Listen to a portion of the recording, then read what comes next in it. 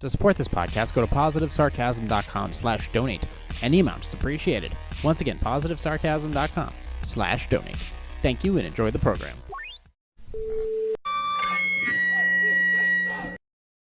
Jay here, positivesarcasm.com, recorded here from the Spare Parts Studio for entertainment purposes only, alongside New Hampshire's beautiful seacoast. Like, subscribe, share, donate. Positivesarcasm.com/donate. Any amounts appreciated. Just go to positivesarcasm.com. You can contact me there. You can email me directly, positivesarcasm@outlook.com. Email me through Instagram. It's not an email, direct message, whatever. Instagram, @positive_sarcasm. Questions, concerns, comments, blah, blah, blah. You can hit me up through there. The record button. It's that button I'm always questioning whether or not I should press it. If I'm ready to press it, what am I going to say to get started?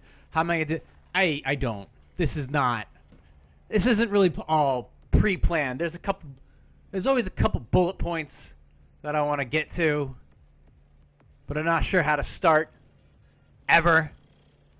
I'm not Howie Mandel. I'm not Tom Brokaw. Good evening. Tonight on I don't know how to start these. I'm just like, fuck it. And I just hit record. And then I'm like, all right, what do I always say? And I say, email me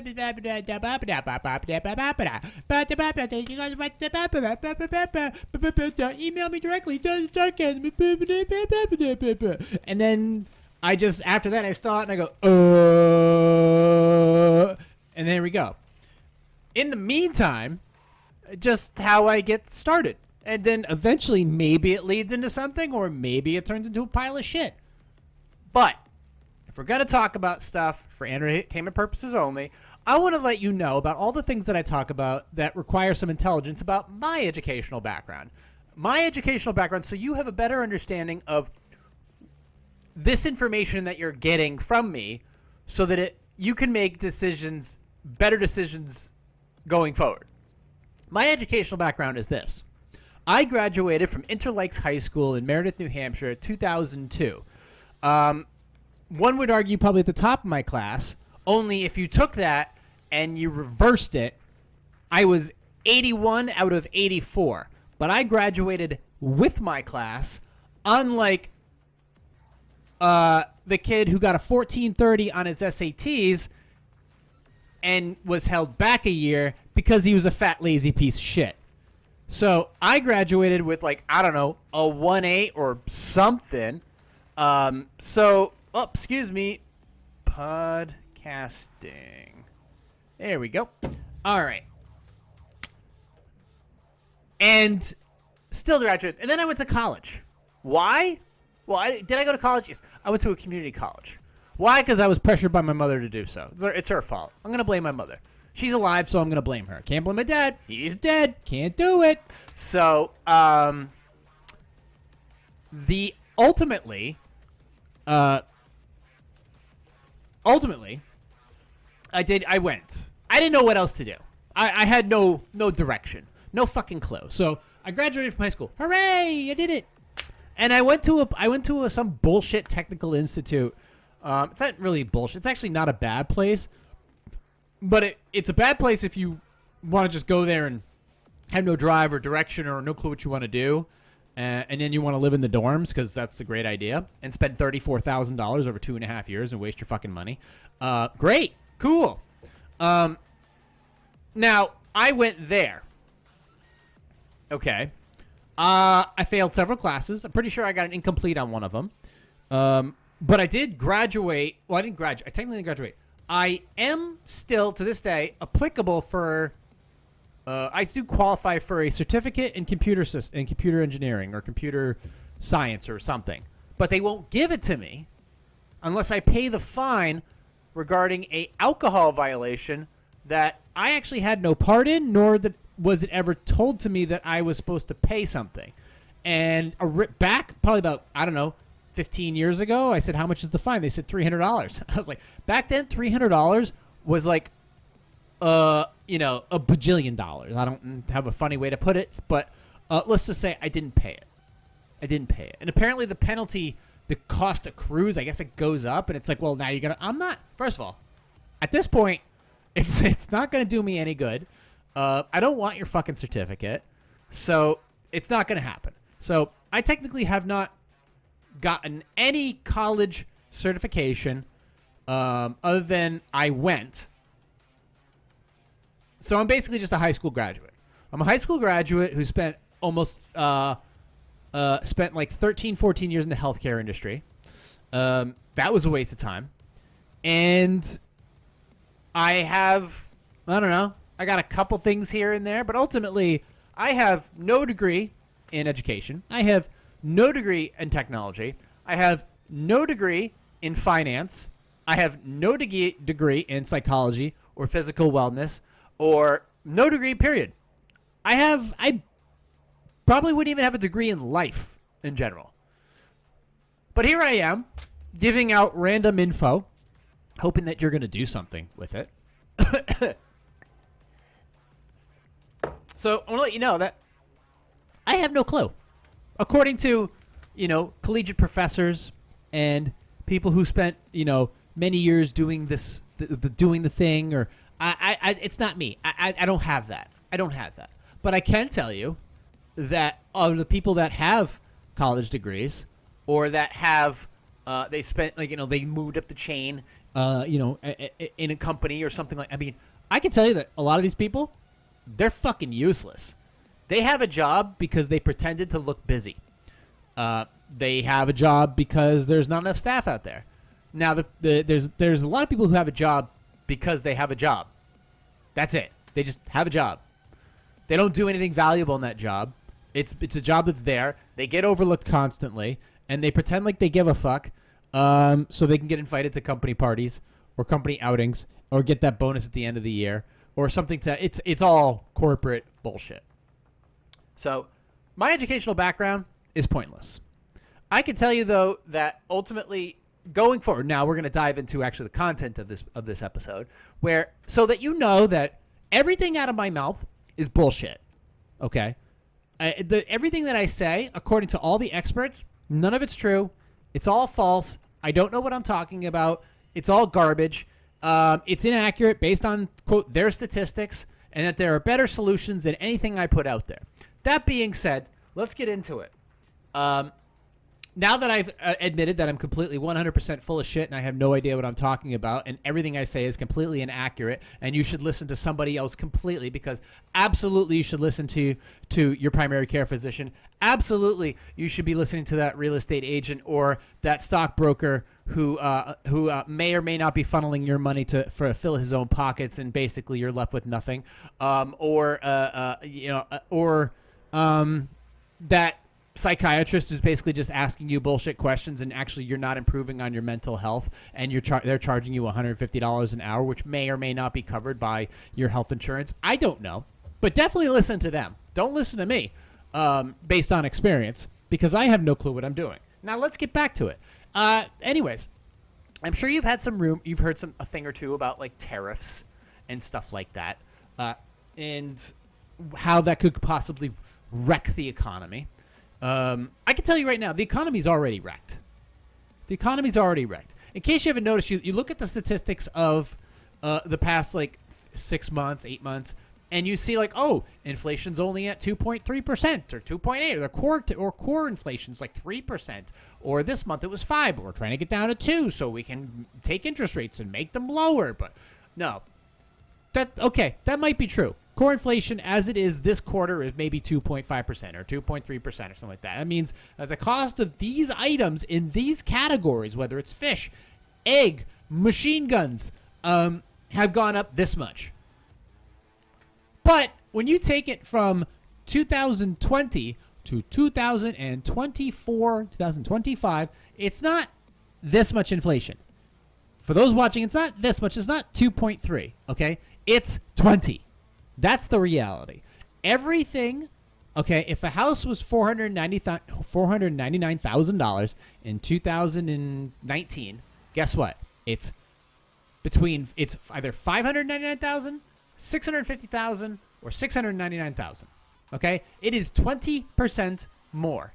In my world, what I'm seeing, the actual truth, what is being listed, what is being paid for, the actual truth is that this shit costs 20% more. And in some cases, even more than that. Little tiny houses that are 750 square feet, sometimes even smaller, with basically little to no backyard, are selling for between $375,000 and $425,000. Okay, they're being listed for that, and they are being sold for that. All right. Now, if you add a little bit of acreage and you maybe jack it up to like 1,000 square feet, that house is being sold for between $485,000 to $600,000. That's the truth. That is the reality of it. That is a lot of money. Those houses back in the day would probably sell for around that house would probably sell for around $350,000 to $375,000 5 years ago. Not the case today. All right. Eggs were $1.99, $2.50 a carton. Maybe you spend $3.50 on one of them like free range dozens eggs. Guess what? Those are $4.99. Those are $5 right now. And then all of a sudden you get like a little chicken flu, and then all the chickens got to basically be genocided, and then all of a sudden all the eggs are pulled from the shelves. They come back. They're 25 cents, 50 cents, $1 more. Okay, until the shelves are filled. That's the reality of it. Things are expensive. Meat, as far as meat, there's a difference between buying chicken, buying pork, and then buying red meat. Red meat, the healthiest of all the meats. And then there's fish. Fish is triple the price. Meat is double the price. All right. Those for the average American are, in my opinion, from what I've seen, unaffordable. And I shop like a madman. This is how I keep my investments and myself stable, is by making sure that I don't overspend. And that I don't panic. It's like, okay, it's not available today. I don't buy it today. I wait until next week or a couple days later, and then I go and check shit out, and then I fill my cart. All right? And I don't buy any unnecessary garbage. All right?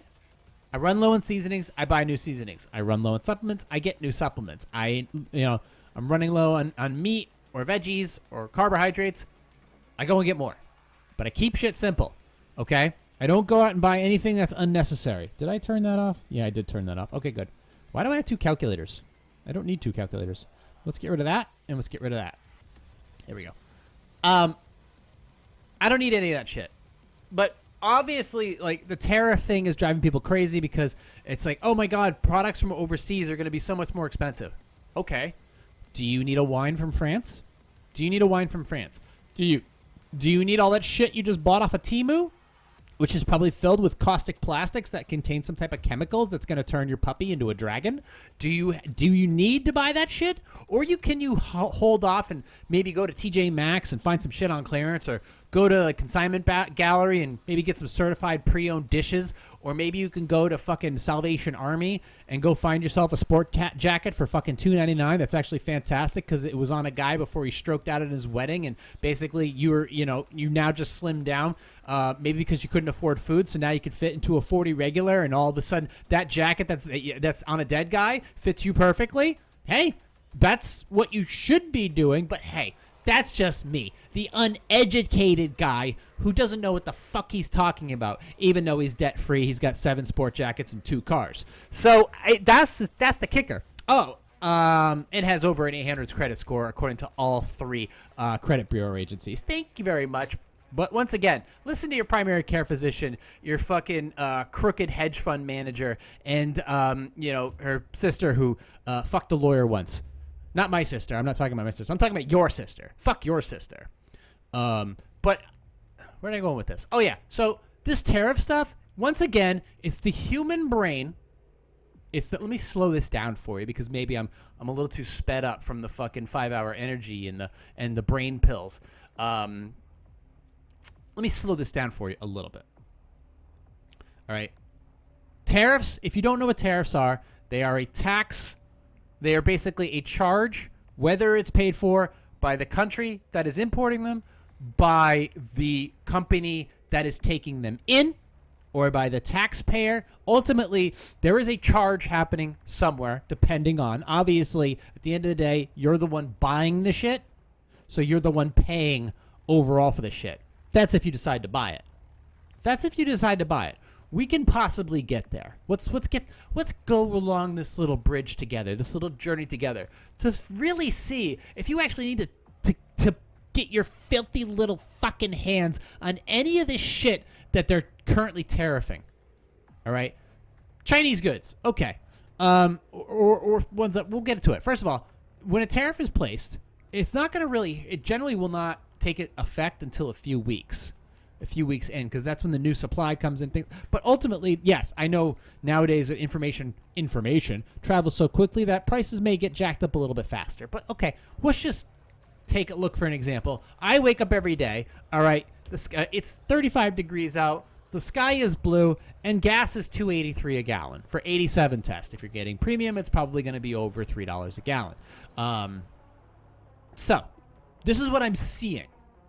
I'm seeing that gas is still around $2.70, $2.80 a gallon, that the roads are still paved, the sky is blue, my dog is a boy, and my eyes are still blue. Okay, I don't know, just to throw a boring period at the end of that sentence. I'm telling you what I'm seeing. This is the actual truth of what I'm seeing, okay?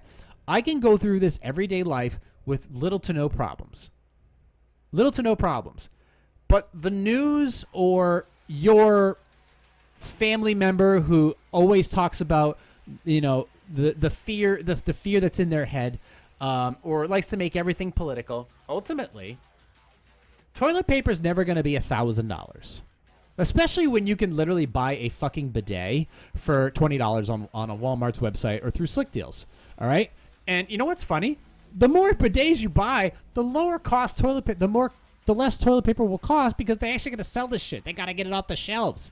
It's supply and demand. Now, supply and demand can make prices go lower, or it can make prices go higher depending upon how much inventory there is. All right? Obviously, if a lot of people buy toilet paper, which why would you? You don't really need much, especially if you have a bidet. I'm sticking to something that can be a little grotesque in your head because it's a great example. Because I remember in 2020, people were like fucking zombies every time a rack of Charmins rolled up. They literally would be fighting each other over the sticky, icky paper. And they could chart because of capitalism, which nothing wrong with it. It's made me a very happy person, especially as of late.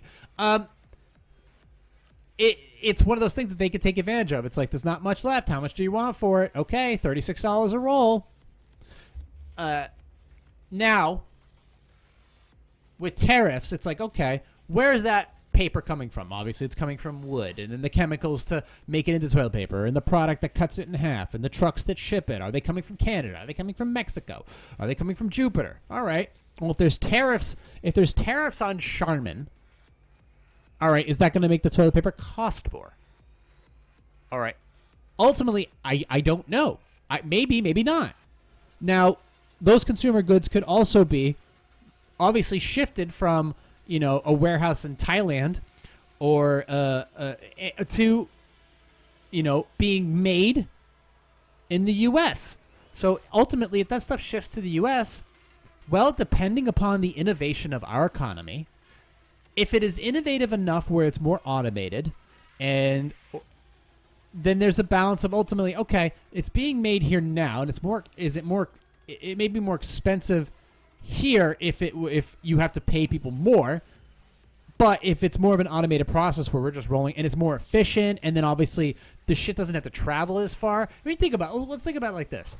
Let's just say toilet paper is made in Wisconsin, or it can be made in Canada. Well, now it's got to travel all the way from Canada into the United States. So that costs gas, that costs transportation, that costs customs. Well, if it's made in Wisconsin, well, they got trees in Wisconsin too, They got trees in Wisconsin. They got trees in Utah. They got trees in New Hampshire. Oh, I'm surrounded by fucking trees. They got trees everywhere in the United States. Pretty trees. Nice trees. Lovely trees.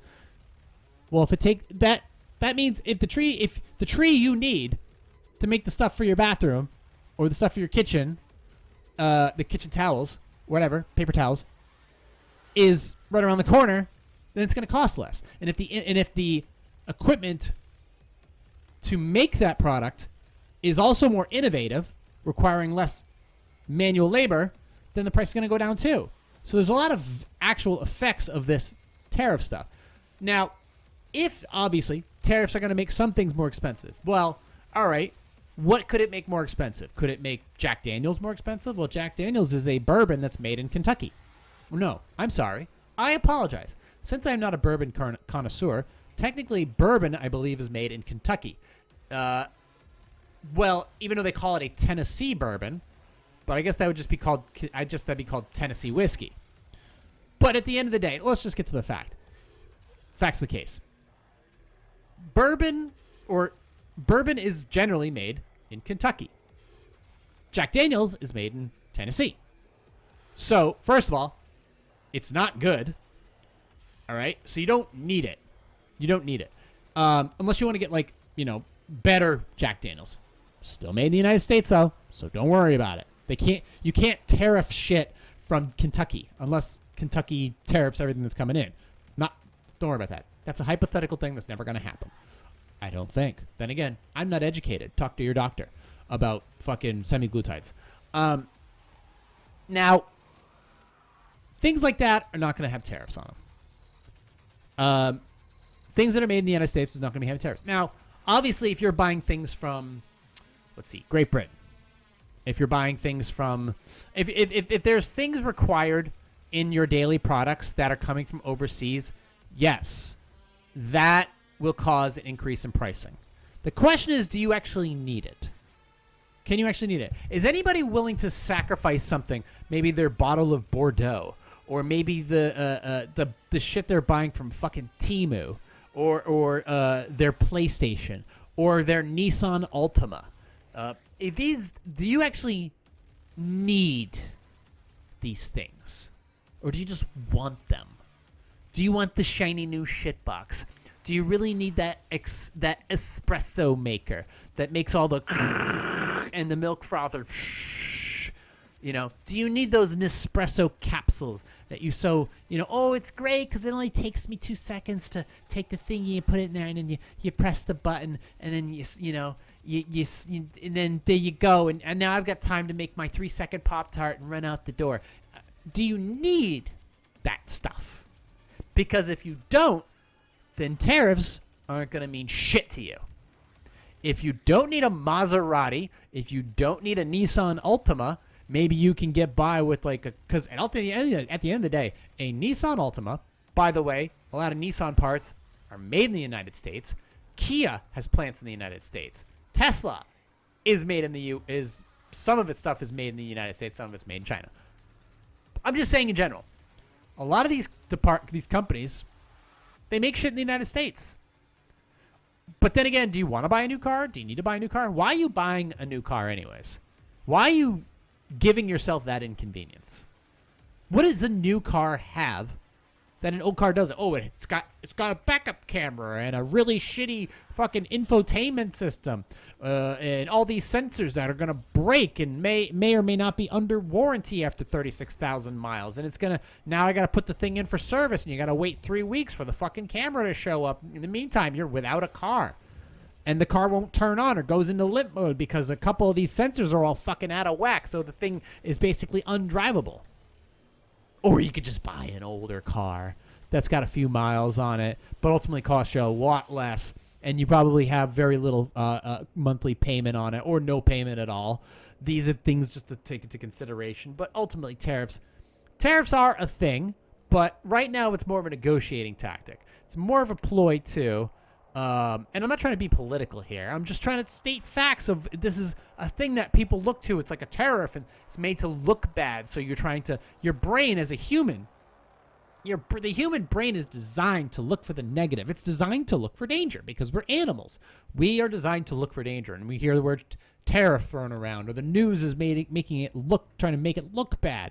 And it's like, oh no, what do? We gotta fucking stock up on toilet paper and tuna fish and run for your fucking lives. It's like, it's not like that. It isn't like that at all. This is how it is a lot of the times as a negotiating tactic. It's like there's so much shit here in the United States. Just shit. Like just stuff. Like you go to TJ Maxx, there's 96 dozens pairs of pants. There's 42 dozen colognes. All right, half of them with the caps missing. There's tons of this stuff.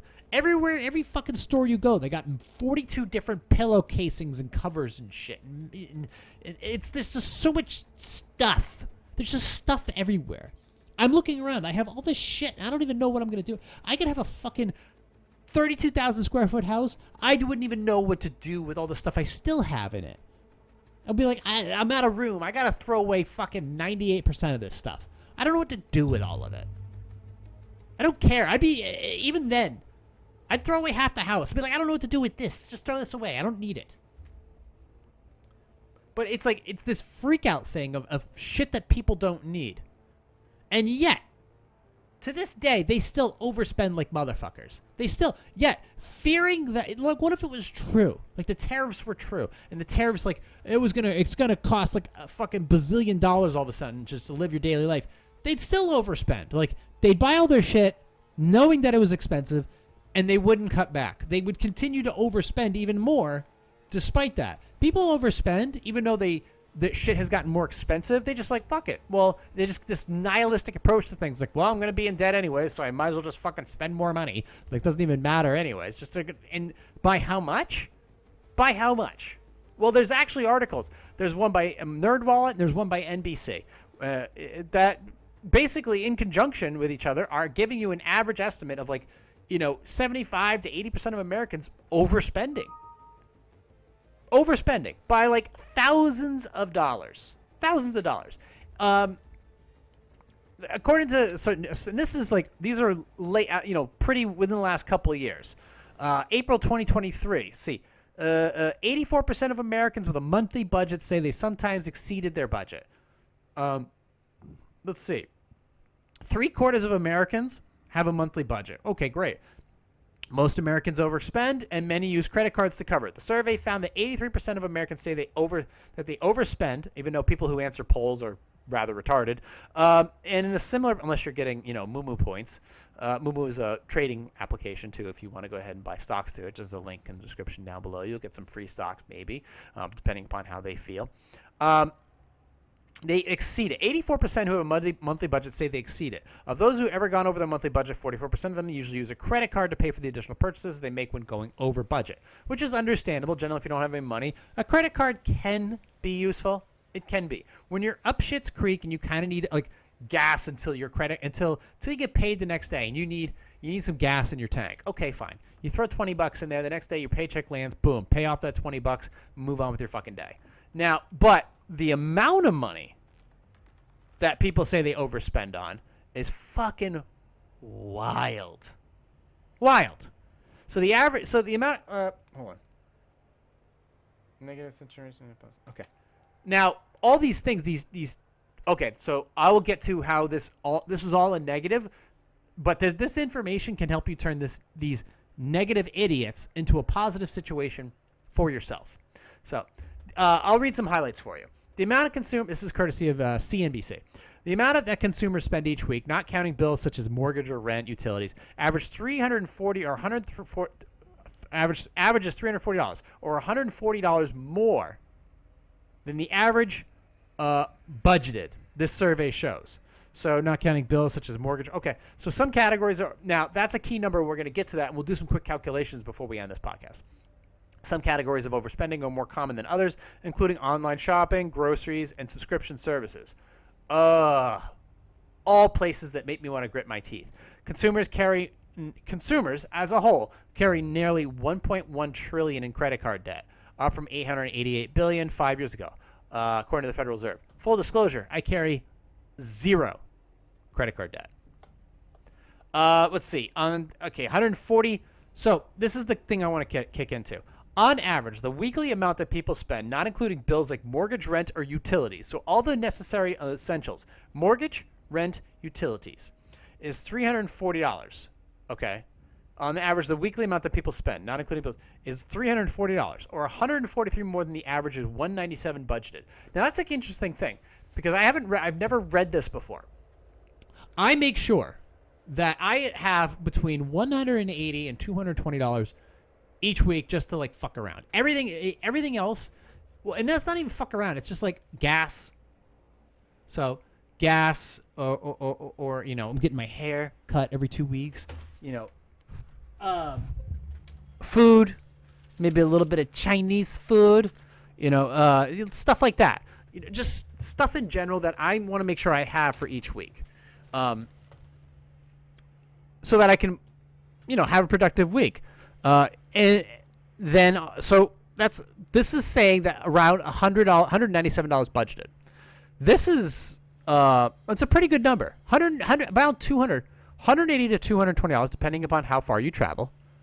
Okay. And I'm not eating for one. I'm eating for 2 and 3. I'm pregnant. I'm pregnant with a 7-year-old plot hound. Almost 7. He'll be 7 next month. But obviously I'm obviously catering to another, and then of course Chase has his own he has his own meal stuff. He has dry food, he has vegetables, he has eggs, he has treats. He has his own meal plan, and that costs a few dollars a week for sure.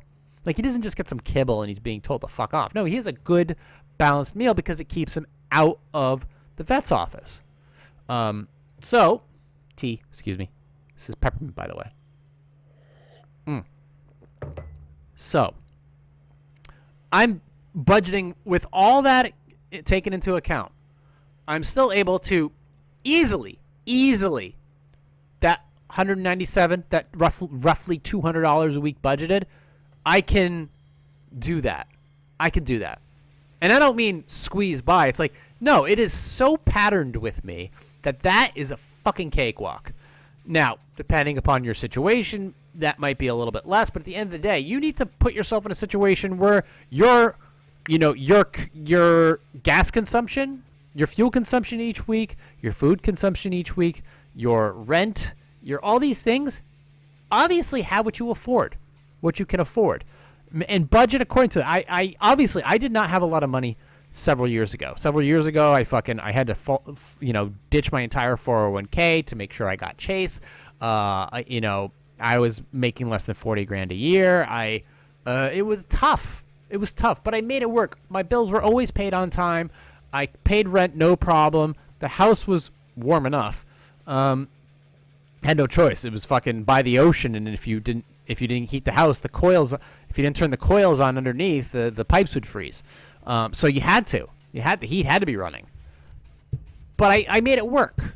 I made it work because I had to. Now, and I had 2 cars back then too. Granted, one of them wasn't that great, but it got me through. It worked. It worked for 4 years.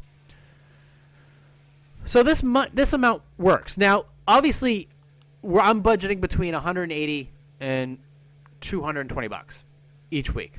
All right. This is saying that people are overspending about $140 more. So that is, if you do the calculation, which you don't have to, that's why they make a calculator. If you do $143 times 4, because the average month has 4 weeks in it, and if you get paid bi-weekly or weekly, it comes out to around $572. Okay, so let's continue here. Extra money. So $197 budgeted. That's every 4 weeks. Sometimes you get a 5-week paycheck. You get 5 weeks in a month. Then that average goes up. It actually goes up from $597, or excuse me, it goes up if you add in those extra months. It goes from $572 to around $616 a month. But so the average month without the 5 months with 5 weeks in it is $572. You average in that 5th week, it goes up to $616. When you bring it all together for one full year, it's $7,400 a year that people waste their money on. And you could still, and yet, what can you do with that $140? That's the kicker. What can you do with that $140? Where the fuck was my thingy? I had it and I totally lost it. Here we go. This is the negative situation that I'm talking about. The negative situation is that people are wasting a week, $140. So how do you waste $140? Do you waste it on subscription plans like Netflix and Hulu and Amazon Prime, which is a fucking waste of money? Do you waste it on going out to eat, Do you waste it on concert tickets? What are you wasting your money on that you can't set a little aside for? So maybe you wanted to go see a comedy show, or maybe you wanted to go see I don't know, go out to dinner or something, like once a month or something like that. Maybe, just maybe, you save up for it, because that's what you normally did back in the day before a credit card was more of an easy to get in hold of thing. Because do you really want to be like an indentured servant to fucking Wells Fargo? So, why is that still? Oh, you know what I gotta do? I gotta close that out. Where is that? Get out of here. Kill that. There we go. There we go. That should fix the problem.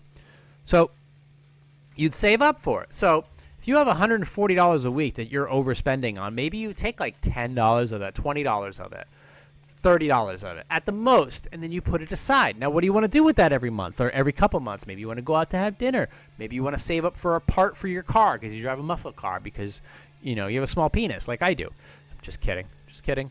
Now, the other things, like you want to go out to dinner, you want to save up for car parts, or maybe for a little trip, or you want to go see a show, you want to go see a comedy show or a concert or something like that. You can save up for it instead of just blowing that cash on Netflix and Hulu and other, on fucking DoorDash, Uber Eats, whatever.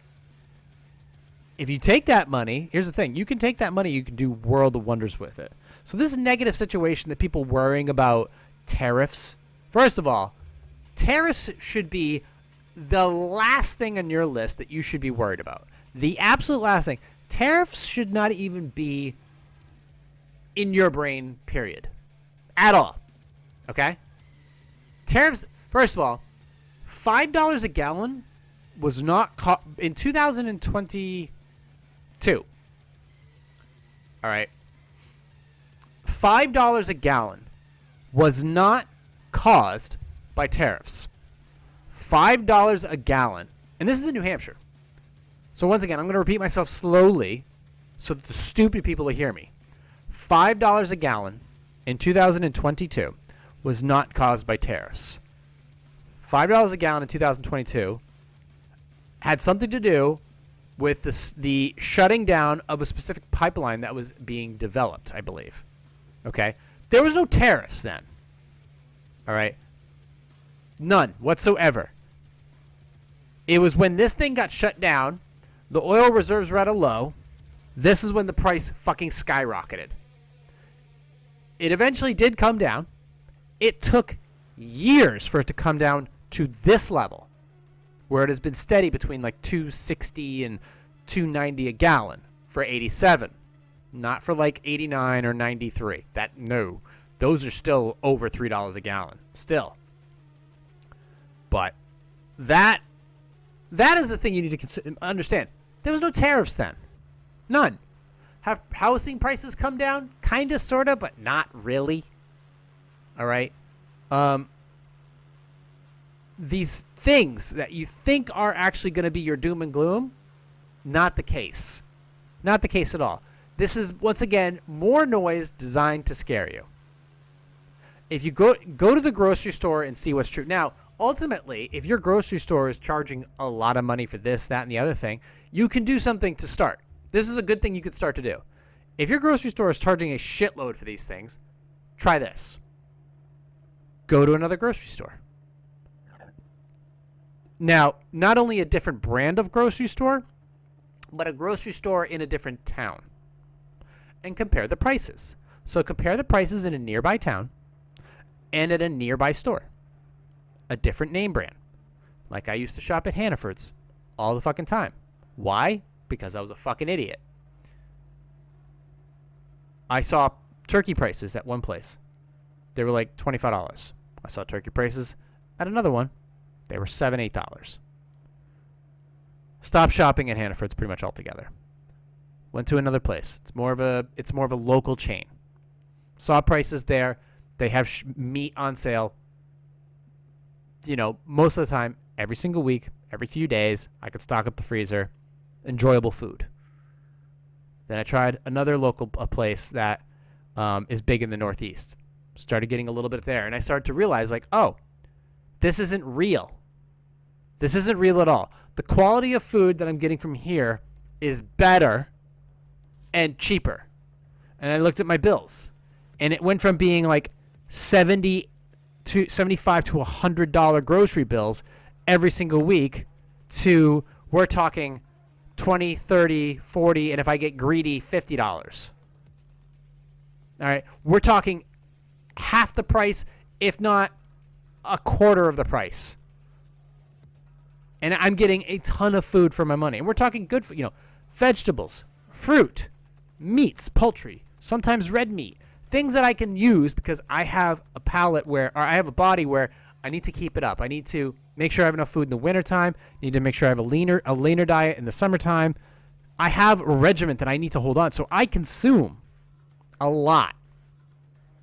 So it has to be a certain, I got parameters here. But I noticed that by doing this simple thing, I was saving money. A lot of money. A very noticeable amount where it was worth the effort to check. Now, fuel. Fuel's another thing. 2 towns. Literally, you can go from one town to another, and we're talking like a 20, sometimes 30-cent difference, depending upon the town and depending upon the place where you get the fuel. You go to a Shell, it could cost 15 cents more. You go to an Irving, it costs you 15 cents less. You go to a different town with an Irving, then it costs like 20 cents less. You get 7-8 gallons of gas, there you go. What's 7-8 gallons of gas? It's around $20, $25. Honda Civic, that basically is almost an entire tank of gas. So you're saving a noticeable amount here simply by making this quick adjustment. You're saving a lot of money, or a noticeable amount here, by making this quick and easy adjustment. And then next thing you know, you have all this extra, like, oh, now I have $40, $50 more a week. Oh, and I stopped shopping at I stopped buying from Starbucks every day, and I started making coffee at home. Well, not only is the coffee better, it's now cheaper, and it doesn't take a long time to make it. You don't need that little Nespresso Keurig bullshit cup. You get a French press. French presses are inexpensive, easy to use, and delicious. They are. And it's your own coffee. And if you have to be on the go, if you can't just sit here in the morning and enjoy a delicious cup of coffee, just relaxing for 25, 30 minutes before you have to get on with your bullshit day, you have a good-to-go mug. You're done with your French press, boom, you pour it in there, and then off you go. And you just saved yourself, $2 at the Kmart, the Quickie Mart store. You just saved yourself $3-ish, $4-ish at Dunkin' Donuts. And you saved yourself $5 at fucking Starbucks. While you wait in line and deal with those they-thems and their annoying fucking, grande latte bullshit speak. You don't need any of that. Especially when you're getting up to go to work in the morning. None of that whatsoever. Another way of saving money. Question is, what are you going to do with all of this? What's the point? What am I getting at? Ultimately, what do we want in life? We want to have time to do the things that we truly enjoy and make sure that we are not basically stuck working at a grocery store bagging fucking groceries until literally we stroke out there at the checkout line. That's not what we want. Our goal is to challenge ourselves through the choices that we make. So what do you do with this extra money? Because you ultimately are looking for financial freedom. So that you can maybe do some things you want to do and blah, blah, blah. And I don't know, maybe start a business or something, or life, you want to maybe travel to Italy for 2 weeks or do a road trip. I don't know, whatever the fuck it is. But the power of choice comes with the idea of discipline. Discipline and sacrifice. So how do you get that with financials? By taking this negative situation that they're talking about where people blow $140 a week on bullshit. And I know it's bullshit. I know it is. I know it. I've seen it. And for a while I was doing it. So how do you stop? Obviously, I told you just a few things here. By changing where you get your fuel, changing where you get your groceries, changing where you get your coffee, changing where you do a lot of things. And can that save you $140? Yeah, it can. Not eating out, not buying lunch. I mean, you go and get a chicken sandwich from fucking, I don't know, the bullshit House of Pizza or from Firehouse or whatever, or Jersey Mike's, it's going to try doing that every single day. It's going to cost you like fucking like between $10 and $15 a day. A day. So let's just say 10, 20, 30, 40, 50 on one meal a day. $50. You've wasted $50 on a shit sandwich. Gee, how did we get into this mess? Oh, I'm living paycheck. Americans are living paycheck to paycheck. Yeah, that's what you're supposed to do. You go to work, and then the next week, they send you a check, and you take that money, and you buy stuff with it. Well, what do you buy? You buy gas to put in your car, and you put fucking groceries in your fridge, and clothes on your back. But then you take a little bit of that money, and you budget, and you go, okay, I want to buy a new car in 2 years or 3 years. I want to put money into investments and make sure that I'm not 96 when I officially retire, because I'm not going to live till 96. Or maybe I wanted to buy a special bottle of wine or something. Okay, all right, I see where we're going here. How do we get there? How do we get from paycheck to paycheck to I'm retiring by the age of 50, 55? How do we get there? Well, the fucking math is right there. If anybody would just pay attention to anything, or to me, the person who has no qualifications whatsoever, has no degree, no certifications, is not qualified in any of these categories. How do we get there? Well, I'm just going to go on the internet and show you how.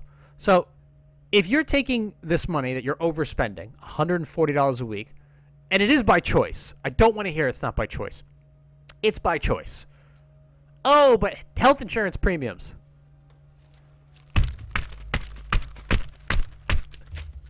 Don't talk to me about fucking health insurance premiums. Okay? Especially if you don't have kids. All right? This stuff is factored in. First of all, in this scenario, health insurance, dental insurance, life insurance, whatever, is probably already factored in. This is the average consumer. The average for most households. Most households have some type of health insurance. So they're talking about, with all that factored in, people are still shooting loads $140 more per week. Okay? They're still doing that. So it's factored in. So don't fucking talk to me about health insurance premiums. You fucking idiots. Not you, Chase. Love you, buddy. He's all freaking out because I'm hitting myself. $140 more a week. $7,400 a year. All right. Now let's take this negative into a positive. You know what? You decide at the age of 25 or the age of 30. At the age of 30, I'm not going to overspend anymore. I don't want to fucking die on the grocery aisle. All right, then. So that's $616. All right. If you know nothing about investing, if you know nothing about 401ks, if you know nothing about retirement, that's okay. All you need to know is basically just like how a car operates. You turn the key, or you fucking Gen Zers, you press the button, car turns on. You press the gas, car goes forward. Press the brake, car stops. Simple as that with the stock market. Simple as that with investing. It's true. Even during all these crashes, dot-com bubble, housing crisis, 2018, 2020, AI bubble, all these things, as soon as it came down, it fucking skyrocketed back up. Because what happens is when you continuously reinvest, you're reinvesting at a lower price. And then it averages out, and then it goes up, and now all of a sudden you're worth more. That's how that works. So if you're investing, and the money is right here, okay? 600 and so the S&P 500, the S&P 500 is the top 500 companies in the stock market in a certain sector that are worth a specific amount of money. And that, like, for example, Tesla. Tesla got invited to the S&P 500 because it was worth a certain amount. And they're like, congratulations, you're an awesome company. We're now going to build you into this index, and then people can invest in this index, and they get a return. And then the value, because so many people hold shares of the S&P 500 or its index or an ETF or an ETF based on that index, that the value of it increases. And then it gets put in people's pensions. People's pensions get invested into this ETF, into the S&P 500, and then that raises the price of it even more. So, and then if you're not worth anything, if your value of your stock of your company goes down too much, they kick you out of the S&P 500 and they put somebody else in there that is worthy. That's how that works, and that keeps price stability. So, to put a pin on this unqualified bullshit grenade that is the Positive Sarcasm podcast, the S&P 500 average 15-year return can be calculated by averaging the total returns from 2010 to 2024. Based on the available data, the total returns for these years are as follows. The average of all these years, some of these years, a lot of these years are pretty fucking high. Even in 2011, it was still a 2% return. 2010, 15%. 2012, 16%. 2013, 32%. 2014, 13%. 2016, 11.96. 2017, 21.83. 2019, 31.49. 2020, 18.4. 2021, 28%. 28.71%. 2023, and now in 2022, negative 18%. 2023, though, 26%. 2024, 25%. The average of all of those in a 15-year return alone is 14.67%. So we'll call it about 15%. If you're this is just 15 years. This isn't 20, it's not 25, it's not 30. So you wouldn't have to start investing by, if you want to retire by 50, it doesn't have to be, I started invested by 20. And then by the time I'm 50, 30 years worth, I get enough money to maybe scale things back a little bit. That's not how it works. Nope, we're going to do 15 years and 15 years only. Of the $143 that you're overspending every single week. Just that overspending budget. If you are 40 years old and you have no money invested and you only put it into either a 401k, but the S&P 500 base, basically just the S&P 500. If you invested in the S&P 500, which is fucking cake, that also pays a dividend. What is the dividend? Let's go to the NASDAQ. Let's go to, let's see. Oh, no. Let's go to MarketBeat. MarketBeat is the site that tells you a lot about stocks and shit. So we'll go to MarketBeat. We'll type in the get out of here. S&P. S&P. Let's see. S&P Global? Spider. Wait, is that it? That's it. I think is that it? Oh, I think it's the QQQ. I'm sorry. Let's see. S&P 500. What's the S&P 500 stock symbol? Let's find out. S&P stock symbol. Because let's see. I think it's just called the Q or some shit. It is. Oh.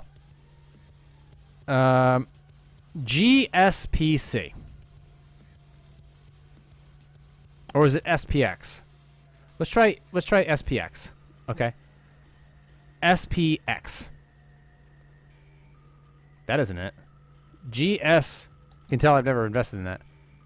Let's see. That isn't it either. There we go. SPX. SPX. No, that's not it.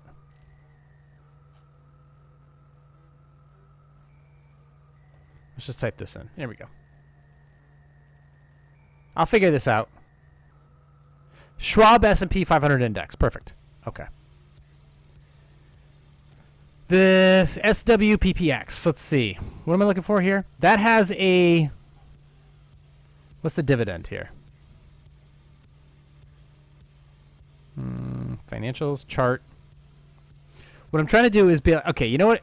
Fuck that. We're going to move on. It's probably got like a 1 or 2% quarterly dividend. So that means that if you own one of the S&P 500 stocks, like one of the index fund stocks, it pays every quarter a little bit of money, goes into your account, and you can reinvest that.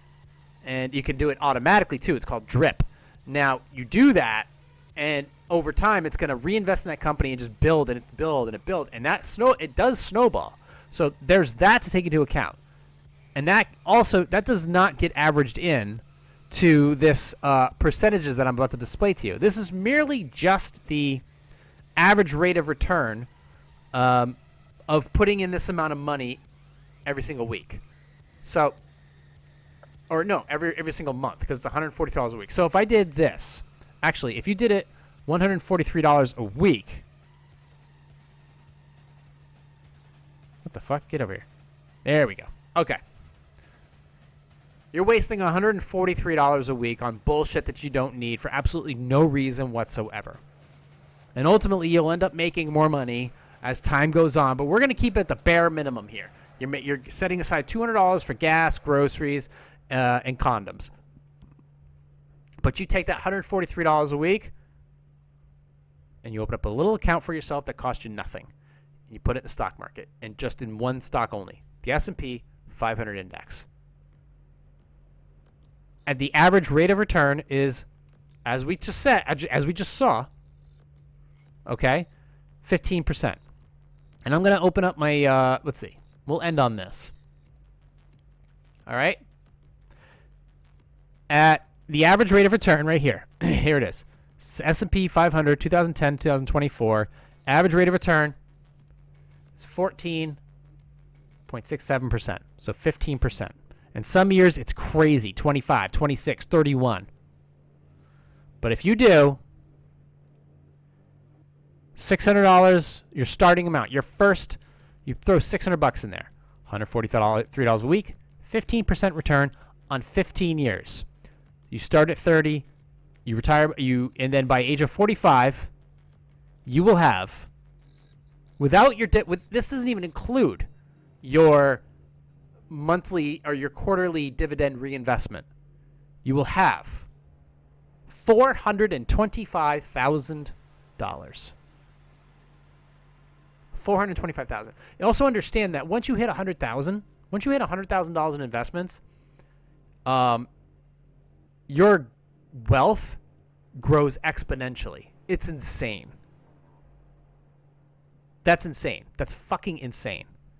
Now, that's 15 years. That's 15 years. And then it shows you exactly your ending balance. Like the money, it's literally right there. This is just one stock that pays maybe a 1 or 2% dividend reinvestment. Okay? And the stock market just keeps going up. This is $425,000. 15 years. So if you start at 40, you could be in a position where you think about going part-time maybe at the age of 55. Or maybe that's only, $400,000. Honestly, there are numbers. You can go to smartasset.com and it will tell you exactly how much you need to retire, how much you need to go part-time, how much, what you'll need for a 401k. You can go to the site and it will tell you all kinds of things. This is how you turn a negative into a positive. While other people are freaking out because they are trained to look for negative things, because that's what the human brain does, you can figure out, while everybody's doing this, you're going to focus on you and you alone so that you don't have to deal with this bullshit when your hair starts to go gray. That's 15 years. Only 15 years in the workforce. 15 years in the workforce, and you almost have $500,000. That will, even if you take the money out of the S&P 500, you could just put it in a fucking money market account or something or whatever, and it'll pay like 3-4%. That's going to be a decent return. But that's 15 years. You start at 20, you go to maybe 40, you go 20 years. Change to 20 years. You go an extra 5 years, you have, according to this, almost $1 million. $1 million. That's 20 years in the workforce at $140 a week. That's fucking, now let's go back down to 15 years. We'll change the rate of return from 15% to 20%. $700,000. All this shit This is from an unqualified monkey like myself who has no certifications in anything that you would know or care about, no college degree whatsoever, nothing. I took no courses in accounting, nothing. I am literally for entertainment purposes only, at the ripe old age of 41 years old, looking at this information and telling you, according to this site, this website right here, which has lots of sources and historical data, that if you spend 10, 15, 20 years in the workforce and you take this little chunk of money each week and throw it at this one thing, you're never going to have any problems later in life. You're never going to worry about going to a restaurant and wondering how much the steak is going to cost. The money's going to be there, and it's going to keep growing. And you'll think to yourself, at that point, you'll be like, what about a summer home? What about a little RV? What about that vacation we've always wanted to go on? I've always wanted to start this little side business. Maybe start working maybe 3 days a week instead of 5 days a week. All the things that you've wanted to kind of do in life start to become more of a reality. And you start, and these opportunities, we're not even talking about the dividend reinvestment here. We're not even talking about the financial opportunities you're going to have available once you hit over $100,000. Over $100,000 alone. Your overall health, your quality of life, quality of food, the quality of your relationships, they get better. You realize that you start hanging out with, you stop hanging out with shitty people. You stop hanging out in shitty areas. Stop doing shitty things. Your outlook on things is better. Ultimately, your opportunities grow exponentially with these little things about shit you don't even know about from a person who's completely unqualified like myself for entertainment purposes only. You do this. This is, according to the mathematics on this website that was probably made by people with college degrees that an idiot like me just accessed, this information here tells me, and will tell you if you type it in, exactly what you need to do in order to achieve that amount of money. And this is not ridiculous. It's not ridiculous. I don't know what else to say to you. I don't know what else to say to you other than the people who are scared about tariffs and fucking not even being able to afford this and not being able to do that and fucking, oh, woe is me, and the victim mentality. It's like, I'm sorry. I can't buy your bullshit, and I never will buy your bullshit. But what do I fucking know? I'm just an unqualified idiot with a podcast that nobody listens to. Allegedly. And yet I'm the one sitting here with no debt. I'm the one sitting here with a healthy gut and a good frame of mind and nice clothes and a very promising future, and pay my own rent. And I've paid my dues. I'm a little late to the party, but guess what? Still showed up.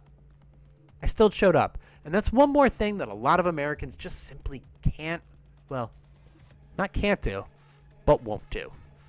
You can find me on Instagram at @positive_sarcasm. You can hit me up through my website, positivesarcasm.com. You can email me directly, positivesarcasm@outlook.com. If you want to find this podcast, or if you want to, listen to it, you can go anywhere where podcasts are available. I'm talking anywhere: Spotify, iHeartRadio, TuneIn, Podcast Addict, Apple Podcasts. It's fucking everywhere.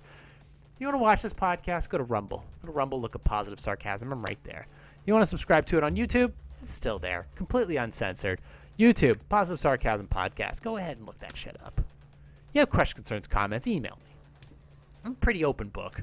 There's all kinds of crazy shit on my fucking pages. Go ahead, check it out. Go ahead and check out my latest blog, Word Soup. Go ahead and check out everything there at PS. Check out article archives, anything. Go ahead. I'm having a good time over here. I do got to pee though, so I should probably wrap this podcast. I think I'll have another spot of tea. Yeah. I think I'll have another spot of tea. I got time. I'm going to go to bed nice and early tonight. You know why? Because I don't have a second job. Because I'm not in debt. Because I started making smart decisions eventually. And it all led to good things. And now my opportunities are growing exponentially. I wonder if maybe people should listen to me. If only for entertainment purposes only. Recorded here in the Spare Parts Studio alongside New Hampshire's beautiful seacoast. This has been a Positive Sarcasm presentation.